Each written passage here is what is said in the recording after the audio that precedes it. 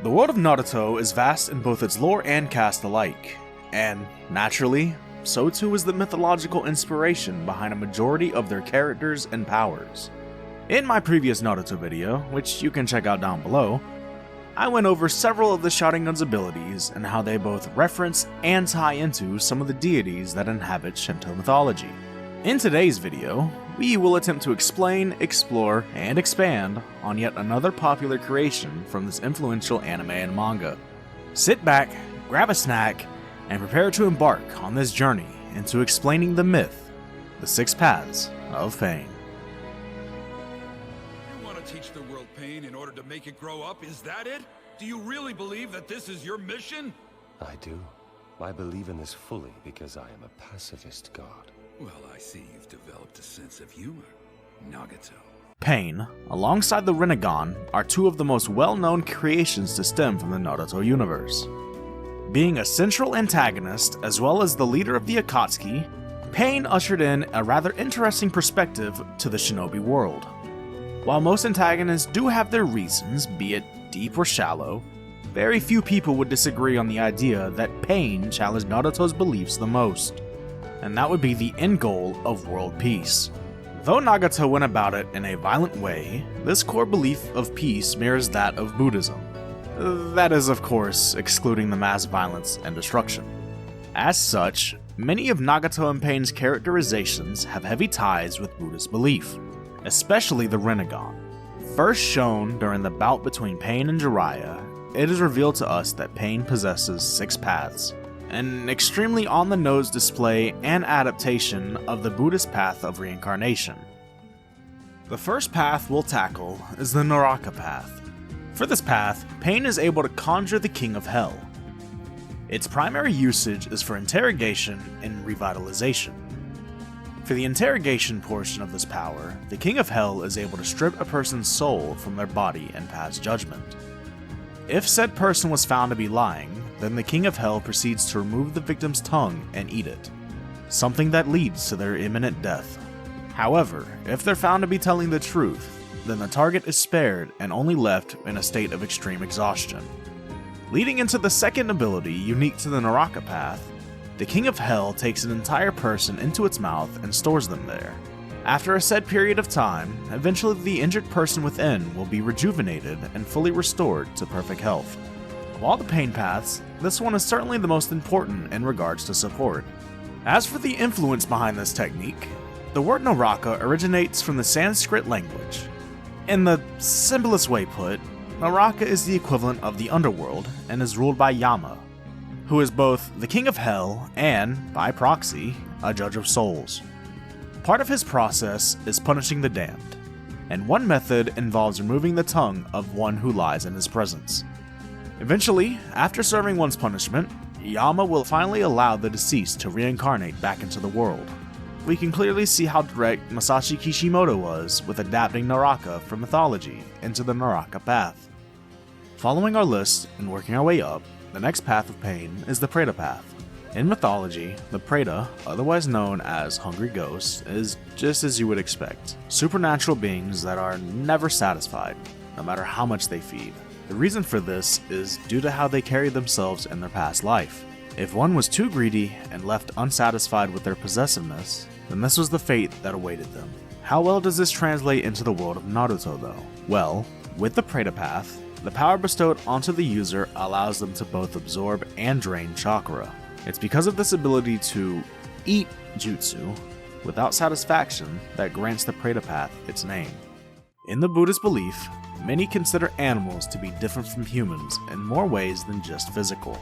Inhabiting a different realm entirely, though on a mental spectrum, often to be reborn as an animal was seen as an unfortunate or unhappy reincarnation. Translating this into Naruto, the animal path is capable of summoning a wide variety of animals, those being a drill-beaked bird, multi-headed dog, snake-tailed chameleon, a panda, ox, rhino, crustacean, and a centipede. Seeing as how animals are regarded as a stage of reincarnation, the animal path is also capable of summoning the other paths of pain, and thus enacting their own form of rebirth. Venturing onto our next stage of reincarnation, we have the human path. wielding the ability to extract information and subsequently killing the target in the process. This path is relatively powerless in the grand scheme of things, as it prioritizes intel gathering over combative feats. This could be viewed as how, in Buddhism, the Manusa realm is the best possible realm to reside in order to practice Dharma. Knowledge and understanding holds a big part in achieving enlightenment, and with an abundance of this, whether it be through teachers or the overall information available, it offers the best opportunity to break from the cycle of samsara. That is precisely why the human path prioritizes gathering precious, vital information. We now set our sights onto the beings who oppose the gods and deities of Hinduism. Sometimes referred to as demons, Asura are power-hungry beings who are eternally at battle with the gods. Sharing origins with Buddhism through this branch of belief, Asura are also considered demigods or anti-gods. Regardless, their purpose is heavily similar on both sides. How does Masashi Kishimoto adapt these beliefs into the story of Naruto? Well, the Asura Path is capable of turning itself into a weapon of destruction. Similar to the malevolent Asura, with multiple faces and limbs, this trait is heavily seen throughout many of the gods in Hinduism. Even so, you might ask yourself, where does the machinery come from? I mean, seriously, what kind of religion or mythology has rockets? Well, allow me to introduce to you the Brahmashira Astra. An Astra is a weapon, a projectile to be exact, that is invoked by a specific deity. Depending on the deity, the effect varies. For the Brahmashira Astra, however, it can be imbued within many things, even something as simple as a blade of grass. Heavily agreed upon as the most destructive of Astras, it is said that this Astra is capable of ending the existence of both gods and Asura alike.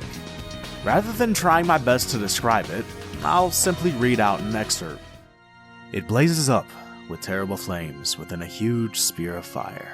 Numerous peals of thunder to be heard. Fissures start on earth. Rivers become dry. Thousands of meteors fell, and all living creatures became terrified with great dread. The entire sky seemed to be filled with noise and assumed a terrible aspect with flames of fire. The whole earth, with her mountains and waters and trees, trembled. Being so destructive and deadly, an area hit by this Astra would become infertile and unable to see growth for 50 Brahma years, the equivalent of 155.5 trillion human years. What is the true power of the Brahmashira Astra? The ability to remove someone's existence, including the past, present, and future. That being said, this Astra can be viewed as a type of missile, thus explaining the Asura Path's odd choice of destructive weaponry. Now that we've covered the first 5 paths of pain, we'll be able to move on to the most powerful of them all, the Deva Path. Regarded as a realm of bliss, Devas inhabit this world. Devas, being another name for gods, within Buddhist cosmology, Deva are the highest in the hierarchy of the 6 paths of the incarnation cycle. Though they are the farthest from humans, this doesn't make them entirely perfect, as they are still capable of slipping and being cast back into humanity. For the Deva Path, who I will simply refer to as Pain for the remainder of this segment, he is painted as nothing short of a god. Given his most iconic scene where he hovers over the Leaf Village, it is one that many people, even those unfamiliar with Naruto, tend to recognize. Bearing this in mind, it begs the question, how do his powers tie into Devas from Hinduism or Buddhism? With the ability to manipulate attraction and repulsion, this grants him a truly godlike presence, one that can control and toy with an opponent however he desires, forcing them to come or go as he pleases. Alongside this, Pain is capable of creating a black sphere so powerful that it has its own gravitational pull. This move, the Planetary Devastation, displays the all-powerful and godlike prowess of the strongest and most sought-after path of reincarnation, the very peak of both joy and the divine. I've grown from a man to a god. And since I'm a god, all my words and thoughts have become absolute. Now, before we can fully round this video off, I do have an important confession to make. While yes, this video was made to explicitly cover the 6 paths of pain, there is still one more character I need to discuss. Just as he was the true puppeteer of the pains and remained in hiding, so too were the mythological origins of Nagato. As we witnessed during the climax of his backstory, the death of Yahiko was the true turning point for Nagato in his pursuit for world peace by any means necessary. Enraged and ready to destroy all in his way, Nagato summons the Gedo Mazo. Now, the official name for the Gedo Mazo is the demonic statue of the Outer Path. But what is the importance of the Gedo Mazo from a mythological standpoint? Once more deriving from the Sanskrit terminology Tirthika, it refers to treading the outer path to enlightenment, something which directly opposes traditional Buddhist teachings, also known as the Naido. Naido, meaning inner path, refers to the aforementioned 6 paths of enlightenment, practices that remain within the confines of the inner core of samsara. To practice the outer path, the Gedo, is nothing short of heresy. This outer path possesses 6 heretical teachers, 6 individuals who each opposed a different teaching of Siddhartha Gautama, the Buddha. To me, this adds more depth and understanding into why Nagato, despite his views of justice and peace, is just so violent and poorly executed when compared to its origins. Because he, much like all who practice the outer path, was just misguided in his way despite wanting to achieve the same result. Naruto's world is so vast and expansive, and that much is completely undeniable. With so many references and adaptations of mythology and folklore, it never ceases to amaze me how well Masashi Kishimoto manages to weave them into this wonderful story of his.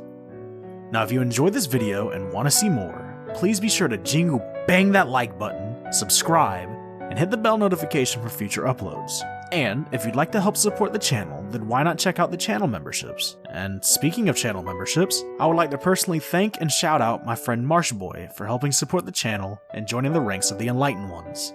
A link to his channel will be down below, so please be sure to check him out and support his streams. Until next time, this has been Steve Wukong, and I hope to see you on our journey to success.